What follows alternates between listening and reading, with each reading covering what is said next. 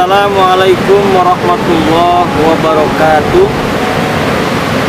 Alhamdulillahirabbil alamin. Walillahil masyriq wal maghrib. Allahumma shalli ala sayyidina Muhammad wa ala ali sayyidina Muhammad.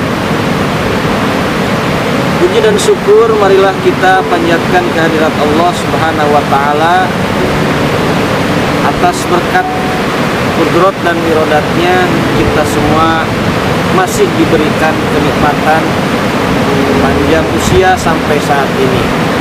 Salawat dan salam semoga terlimpah curahkan kepada Nabi kita Nabi Muhammad Sallallahu Alaihi Wasallam, keluarga dan para sahabatnya, tabiin semuanya.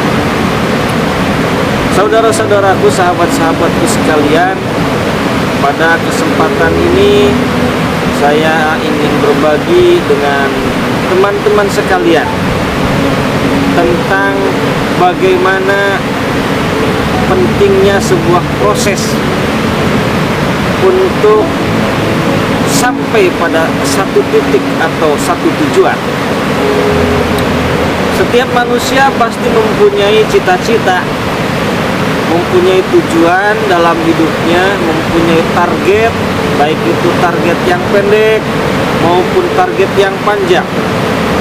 Dan tentu target-target tersebut harus diusahakan.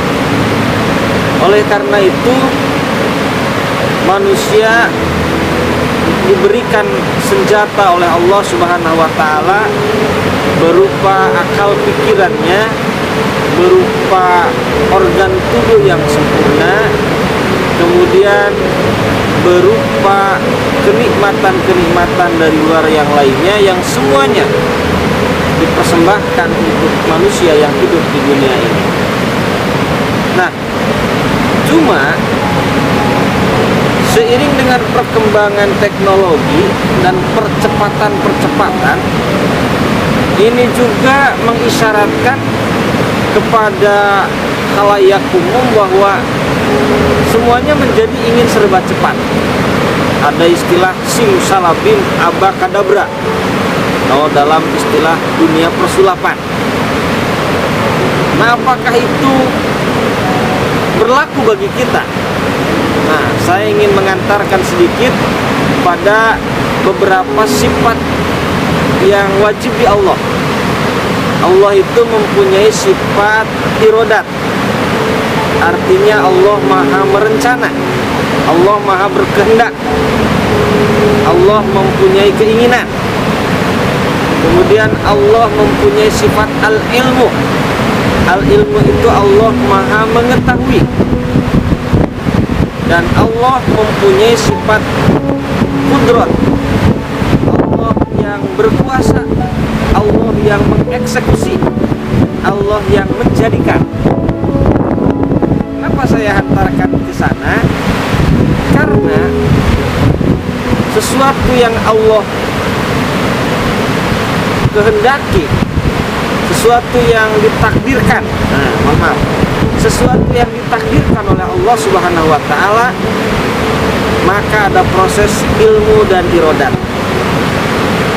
Begitupun jika kita takhallaku bi akhlaqillah, jika kita ingin meniru akhlak Allah dalam menciptakan sesuatu, maka harus ada ilmu, irodat, dan kudrat.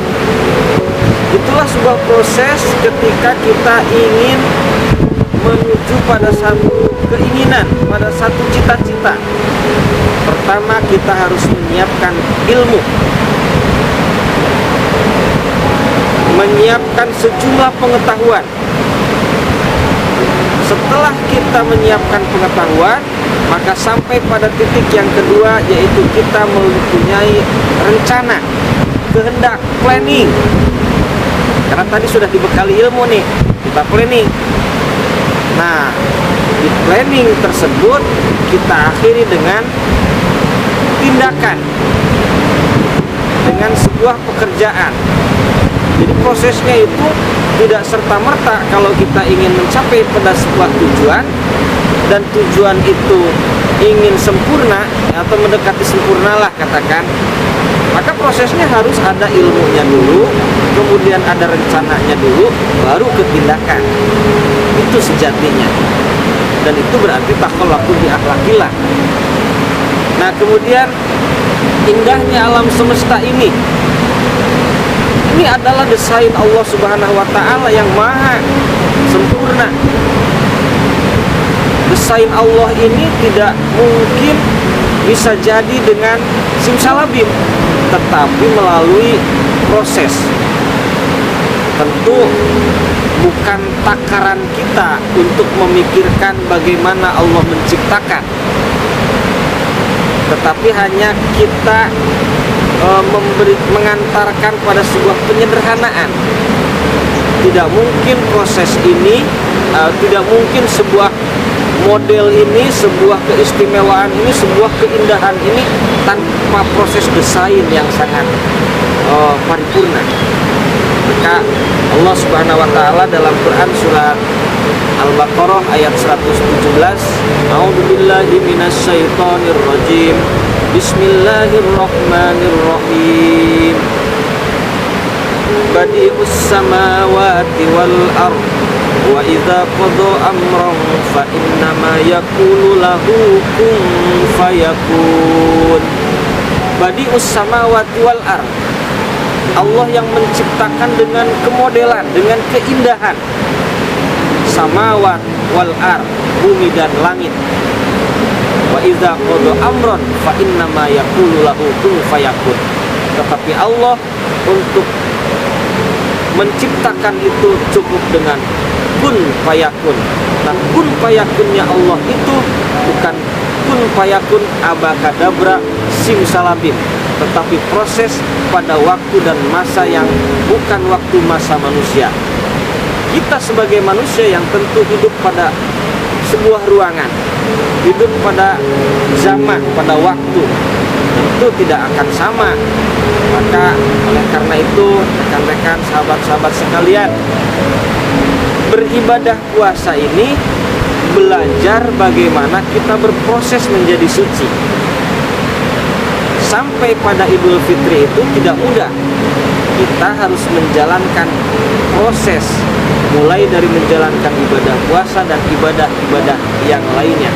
Maka kesucian akan kita dapatkan jika kita melakukan prosesnya secara sempurna. Mudah-mudahan kita bisa belajar dan kita semuanya akan tetap belajar, dan mudah-mudahan dimudahkan oleh Allah Subhanahu wa taala. Terima kasih. Hadzanallahu wa iyyakum ajmain. Wallahul muwaffiq ila aqwamit thoriq. Wassalamualaikum warahmatullahi wabarakatuh.